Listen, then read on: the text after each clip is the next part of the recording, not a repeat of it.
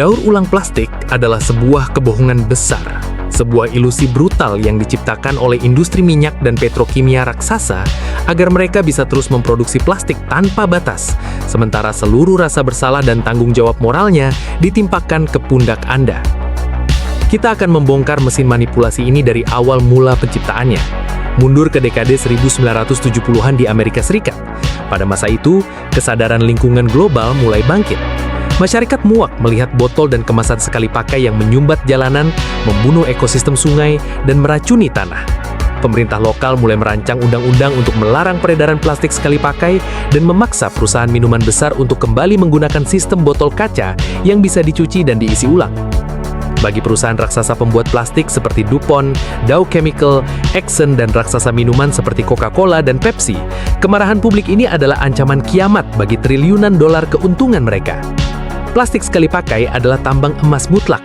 Harganya sangat murah untuk diproduksi dari sisa penyulingan minyak bumi, dan sifatnya yang sekali pakai memaksa konsumen untuk terus-menerus membeli produk yang baru. Menghentikan produksi plastik berarti membunuh nyawa perusahaan. Mereka tidak membiarkan produk mereka dilarang. Alih-alih berubah, para elit korporat ini menyewa agensi periklanan tingkat tinggi dan menciptakan sebuah organisasi front atau kedok bernama Keep America Beautiful, Jaga Amerika Tetap Indah. Organisasi ini meluncurkan salah satu kampanye propaganda paling ikonik dan manipulatif dalam sejarah televisi, iklan Crying Indian, yang mendramatisasi seorang penduduk asli Amerika sedang mendayung sampan melewati sungai yang penuh sampah industri, berjalan ke tepi jalan tol, dan ketika seseorang melempar sampah plastik dari dalam mobil ke arah kakinya, sang Indian meneteskan satu tetes air mata. Di akhir iklan, muncul narasi tajam, orang-orang memulai polusi, orang-orang bisa menghentikannya. Iklan itu memenangkan berbagai penghargaan. Miliaran orang tersentuh dan merasa berdosa. Namun di balik air mata fiktif itu, terdapat kejahatan manipulasi psikologis tingkat tinggi. Kampanye tersebut secara brilian menggeser beban dosa dari sang produsen ke sang konsumen. Perusahaan-perusahaan minyak yang memproduksi jutaan ton plastik beracun ini mencuci tangan mereka hingga bersih. Pesan bawah sadar yang mereka tanamkan sangat mematikan. Kami bukan masalahnya adalah kalian, masyarakat yang tidak disiplin membuang sampah. Jika kalian mendaur ulang, bumi akan selamat. Untuk mengunci ilusi ini secara permanen, pada akhir tahun 1980-an, industri plastik membajak sebuah simbol yang kini dianggap suci oleh masyarakat modern, simbol tiga panah yang melingkar menjadi segitiga, atau Mobius Loop. Mereka menempelkan simbol daur ulang ini di hampir setiap produk plastik yang diproduksi di muka bumi. Disinilah letak penipuan legal terbesarnya. Jika Anda melihat lebih teliti menggunakan kaca pembesar, di tengah segitiga panah itu selalu ada angka, dari 1 sampai 7. Angka-angka ini disebut sebagai Resin Identification Code, atau kode identifikasi resin. Fakta teknis dan kimianya sangat mengerikan. Simbol panah itu tidak berarti barang tersebut bisa didaur ulang. Secara ekonomis dan fasilitas termal, hanya plastik tipe 1 atau PET dan tipe 2 atau HDPE seperti botol air bening dan botol sampo tebal yang memiliki kemungkinan untuk didaur ulang secara komersial. Sisanya, plastik tipe 3 hingga tipe 7 seperti bungkus makanan ringan, kantong kresek, kemasan saset kopi, mainan murah hingga pelapis gelas kopi kertas hampir mustahil didaur ulang. Mencetak simbol panah melingkar pada plastik tipe-tipe tersebut adalah sebuah kebohongan yang dilegalkan oleh lobi industri, dirancang semata-mata agar Anda tidak merasa bersalah saat menyerahkannya ke kasir. Mari kita membedah realitas termodinamika materialnya. Logam murni, aluminium, dan kaca bisa dilebur dan didaur ulang jutaan kali tanpa menghilangkan 1% pun kualitasnya. Namun, plastik berbeda. Plastik adalah polimer berbahan dasar minyak bumi yang sangat rapuh terhadap panas. Setiap kali plastik dipanaskan, dicairkan, dan dicetak ulang, rantai polimernya hancur berkeping-keping. Kualitasnya menurun drastis. Proses ini tidak disebut recycling, melainkan downcycling. Sebuah botol plastik premium tidak bisa didaur ulang menjadi botol plastik premium yang sama selamanya. Paling banyak, ia hanya bisa diubah 1 atau 2 kali menjadi barang berkualitas sangat rendah, seperti campuran serat karpet, isi jaket musim dingin, atau pot plastik hitam murah, sebelum akhirnya barang murahan itu pun rusak, dibuang ke tempat sampah, dan hancur perlahan menjadi partikel mikroplastik yang kini mencemari air hujan, plasenta bayi, hingga aliran darah manusia. Lebih parah lagi, sistem ekonomi global sangat berpihak pada kehancuran ini. Harga minyak mentah dunia sering disubsidi dan ditekan menjadi sangat murah. Bagi pabrik dan korporasi, jauh lebih murah dan lebih efisien membeli plastik perawan atau virgin plastik yang baru diekstraksi dari perut bumi dan kilang minyak, daripada harus membiayai proses logistik untuk mengumpulkan, memilah, mencuci, dan meleleh sampah plastik bekas yang terkontaminasi. Secara matematika bisnis, daur ulang plastik tidak pernah dan tidak akan pernah menguntungkan. Hasil dari dekade-dekade manipulasi ini terekam pada statistik global yang akan membuat Anda mual. Merujuk pada laporan lingkungan independen dan data resmi Perserikatan Bangsa-Bangsa atau PBB, dari seluruh plastik yang pernah diproduksi oleh umat manusia sejak era 1950-an hingga detik ini, jumlah yang benar-benar berhasil didaur ulang kurang dari 9%. Angka 9% itu adalah fakta yang disembunyikan di balik kampanye hijau triliunan dolar. 11% sampah plastik dibakar di insinerator, melepaskan racun mematikan seperti dioksin ke udara yang dihirup oleh masyarakat miskin di sekitar pabrik. Lalu sisanya, sekitar 80%, setara dengan miliaran ton metrik, berakhir membusuk di tanah, menyumbat lautan dan membunuh ekosistem laut, atau ditimbun di tempat pembuangan akhir raksasa. Ketika 90% sampah yang kita masukkan dengan bangga ke tong berlabel daur ulang itu nyatanya tidak pernah diolah kembali, kemanakah gunungan sampah peradaban modern tersebut? Negara-negara dunia pertama di Eropa, Amerika, dan Australia tidak mau mengotori tanah mereka sendiri. Mereka menemukan jalan keluar yang jauh lebih kejam. Mereka membungkusnya dalam balok-balok raksasa, memasukkannya ke dalam miliaran peti kemasan, dan mengirimkannya membelah samudera menuju halaman belakang negara-negara berkembang.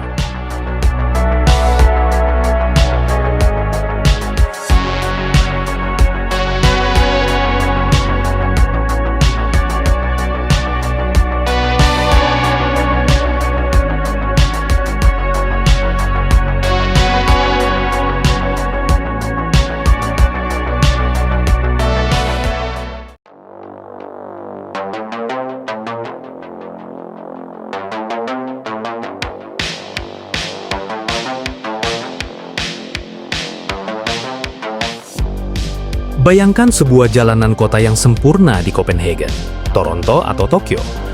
Trotoarnya bersih mengkilap tanpa noda, taman kotanya asri, dan warga kelas menengahnya berjalan santai sambil menenteng botol minuman dengan bangga.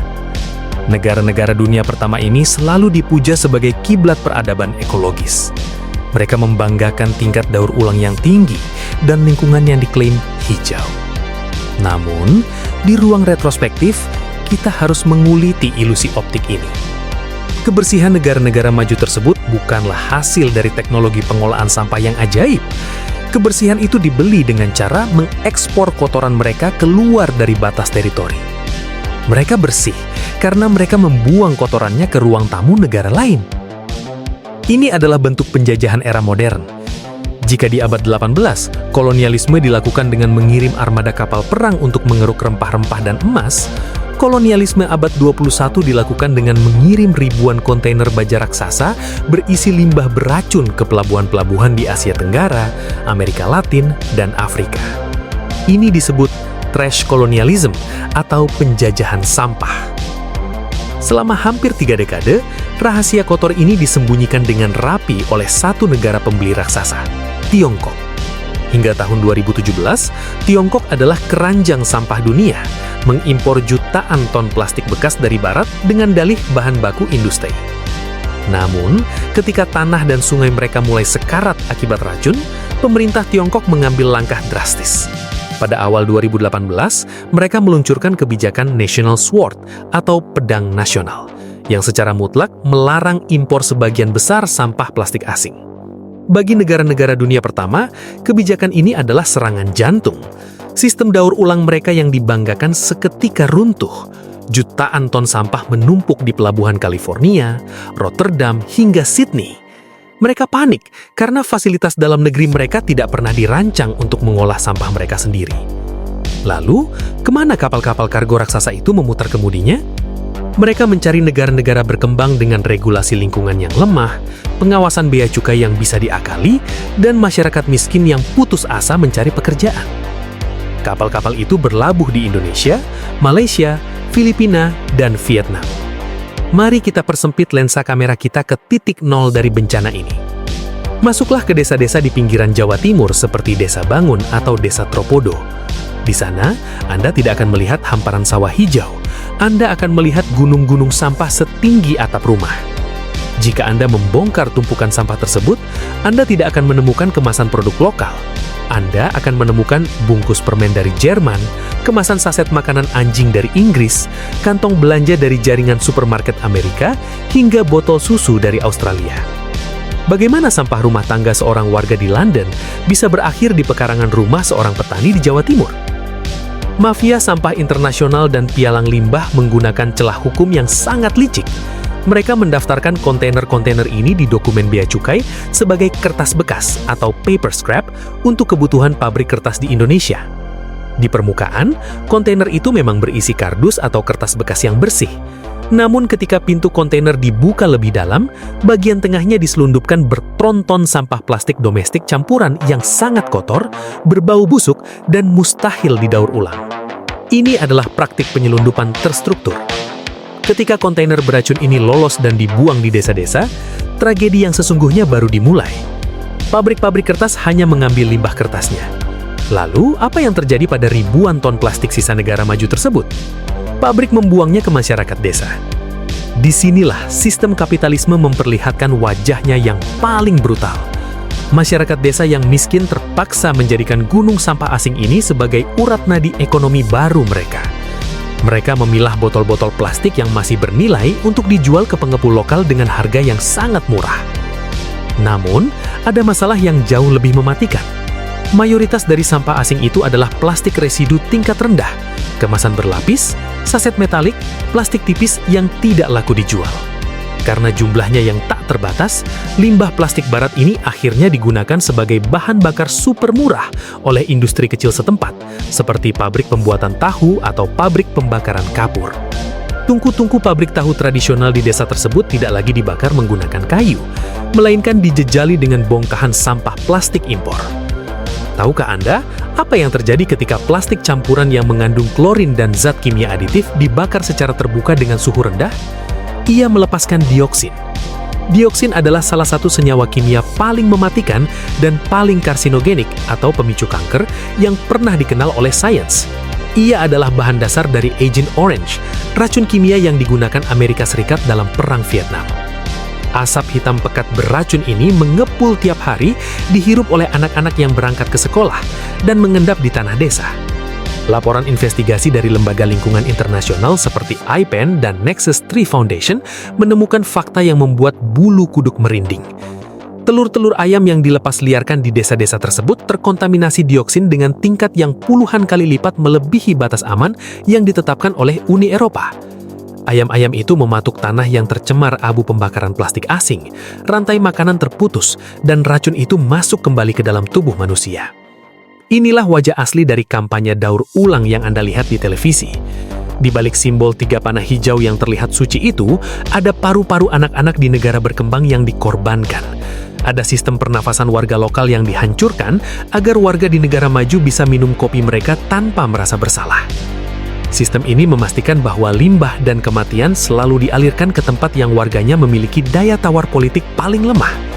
Dunia pertama mengekspor racun mereka, sementara perusahaan petrokimia raksasa terus memproduksi miliaran botol baru setiap menit tanpa pernah disentuh oleh hukum, tanpa pernah diminta pertanggungjawaban atas kiamat ekologis yang mereka mulai. Dan ketika publik akhirnya mulai menyadari kebohongan besar ini, korporasi tidak tinggal diam. Mereka tidak menghentikan produksi plastiknya, melainkan mereka kembali menyewa saintis dan agensi periklanan untuk menciptakan sebuah kebohongan baru. Sebuah ilusi yang dirancang agar terlihat lebih organik, lebih alami, dan lebih bersahabat dengan bumi. Ilusi bioplastik.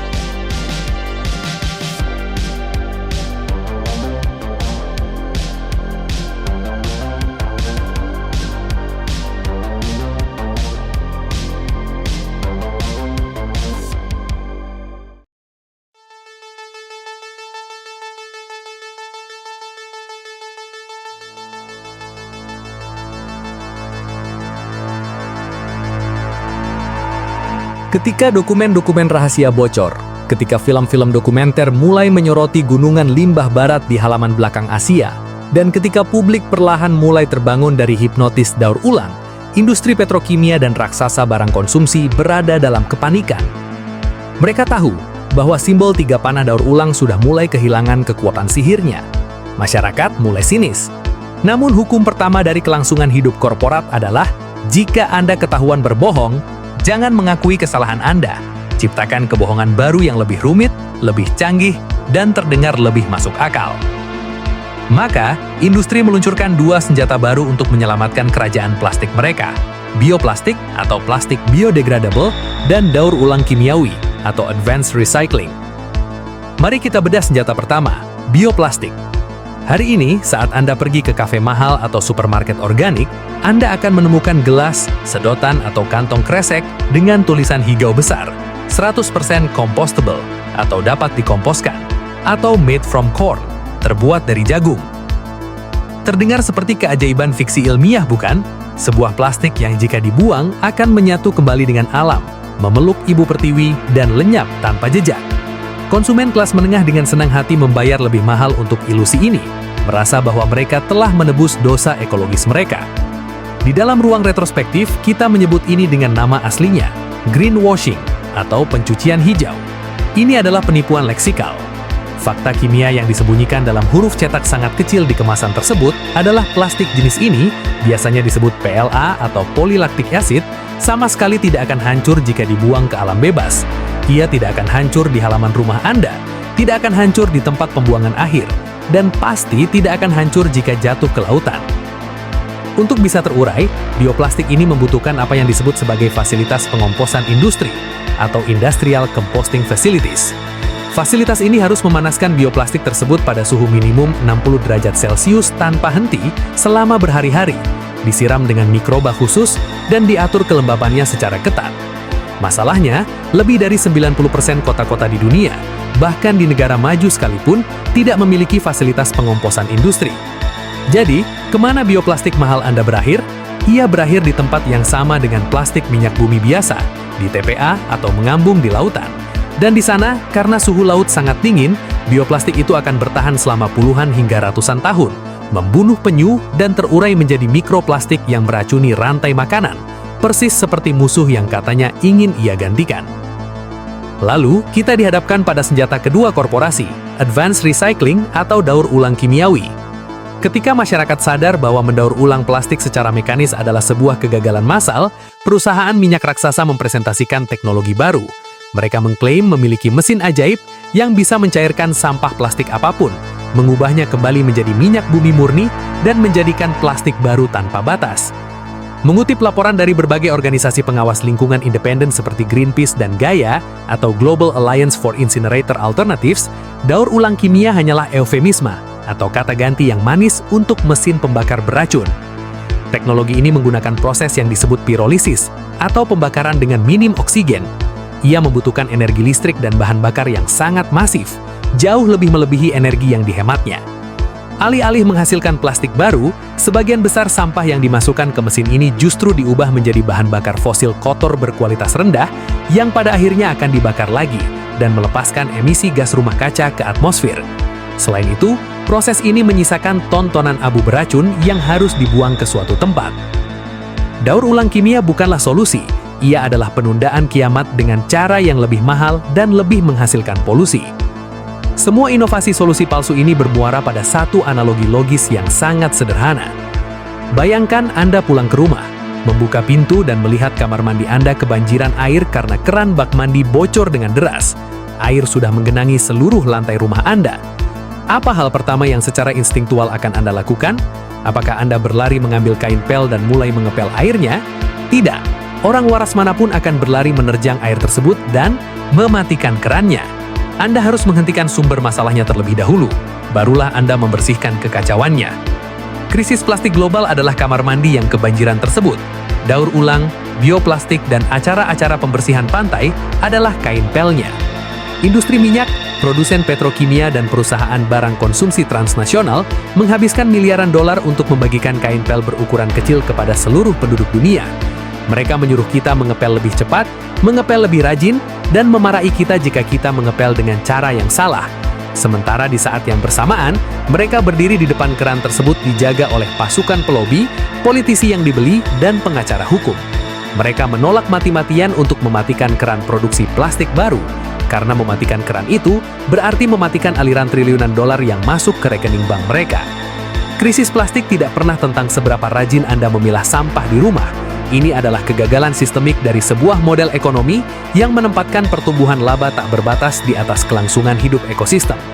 Tong sampah berwarna hijau dengan logo daur ulang di sudut kota Anda bukanlah simbol penyelamatan bumi.